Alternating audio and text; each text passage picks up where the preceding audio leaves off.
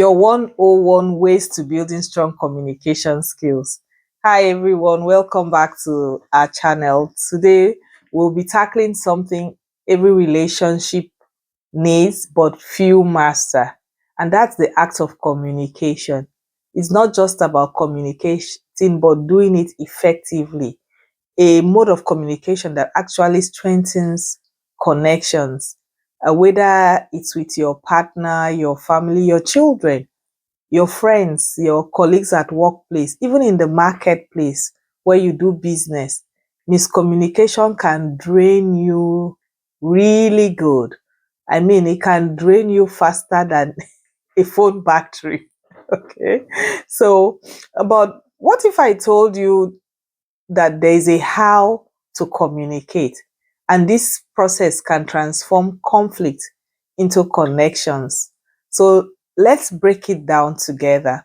Let's start first with a skill of listening with empathy. The secret to feeling seen. People have to know that they are being heard. We've all been there before, where we are physically present, but we are mentally miles away, like we have traveled. We are just hearing, we are not listening. So empathic listening isn't just hearing, okay? It's leaning in and asking yourself what it's like to be the other person in that situation. Just do a quick mental appraisal of their situation and begin to understand how they feel right there. Don't be selfish in that present hour. You can repeat their words back to them to show them that you heard them.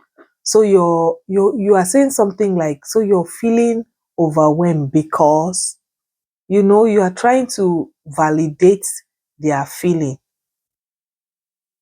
It may be a problem, but please don't be quick to judge them before problem solving. Okay, so listen to them. Let your body language connect with your words, your facial expression. All of that should go hand in hand. Hmm? Empathy isn't agreement, really. It's just something that sparks a connection, and connection is where trust grows. So you may not agree with this person, but you have to be able to walk their walk so that you can understand where they're at that time. The second thing is radical honesty. This is not a time to play games. So just get real, because honesty is not equals brutality here. Stop saying things like you just ignored me the other day, by canceling out our plan outrightly. Instead, talk about how you felt. You can say, I felt really I didn't feel really nice about the fact that you canceled our plan the other time, so that you're not pointing fingers of accusation at the other party at that instant, but you always talk about how you feel. I'm telling you, when you practice talking about how you feel, where there's a disagreement or an argument, you win. Because here people are always on the defensive. The moment you try to say, you did this to me, you did this to me, people just start a fight instantly, because everybody wants to protect their ego. They want to protect their sense of well-being. There are a lot of things. They want to protect their reputation. They don't want to be the bad egg.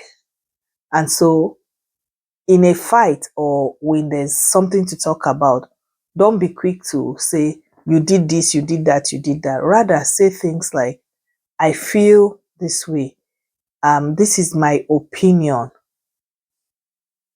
You get, it sends a better, a more pleasant message to the listener. The person is not on the defensive, so the person kind of listens to you, because he knows here that, okay, you're talking about yourself, it's nothing about them. So when you use statements like, I need, versus, you never do this for me, just say what you want to see happen, or what happened. putting yourself first in the picture and not them. Show your why I'm being this, why I'm bringing this up is because I care about us. So it's not anything selfish, it's not anything about you, but it's about something that will grow your relationship. Show concern for the relationship. Okay, it's not like anger versus anger. So one of you has to step back and be calm in this situation. The truth without love is just noise. That's the truth. So always frame your words with love. Show that you care about the relationship, the friendship. Show that you care about this person and that you're trying to protect this person rather than drag them. So number 3, fight better, not bitter. Okay, fight with some respect. You can actually disagree in a respectful way. You don't have to be shouting at the top of your voice. You don't have to be everywhere to show that you're fighting. So what people are looking for is an understanding, not disrespect. The moment there's disrespect, the other party just clocks out. So pause and ask, what's the goal here? Are we fighting to win or to resolve or to solve a problem? So focus on the issue. Always ask yourself, how can we fix this? Ask the person, how can we fix this? Not accusing the other party by saying, you had a problem. I always do this to make sure that this thing is working. No. How do we fix it? You need to hear from the person, hear their opinion. Even your role as an accuser is a big problem. Trust me. The moment you step up as the accuser, you are complicating the entire problem. You don't disagree to scatter things. You disagree so that things will work out. It's usually a misunderstanding. So it's a skill that you need to learn. You can learn it. That's the truth. For me, whenever I get into a fight with somebody, I stay on the subject matter with an aim of bringing the other party to a place where we can both understand and zero in on the misunderstanding. So we don't drag issues into the subject matter. I want it resolved. I don't fight to win. I fight to resolve and bring understanding. So I shed light on the situation, always saying how I feel. Number 4, prayerful communication. That's your hidden weapon. Before diving into tough talks with your friend or your partner, always pause and pray together. The person may not agree to want to pray with you if it's not your husband, your child, or a very understanding friend. But you go ahead and pray, because I like to use biblical approaches to resolving disputes. So when you pray, you are asking for God to soften their hearts. The scripture said that the Lord will give you a new heart and recreate in you the right spirit. Also ask for guidance, how to guard your mouth. It says that out of it proceeds the deep issues of life. So ask for wisdom on how to forge your words.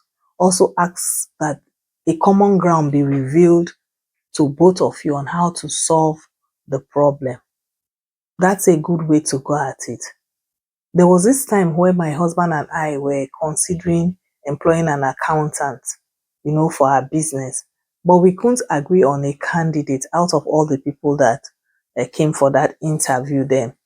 But so what did I do? It was beginning to bring up like some kind of tension between us, because I had my preferred candidate and he had his. Okay, so we both agreed to pray about it so that we will be guarded on, not just because we think that this person is best suited for the job, but someone that would join our vision and actually do God's bidding in our business. Let me tell you something. Praying first changed everything. It did. It's not about us. It's us versus the other.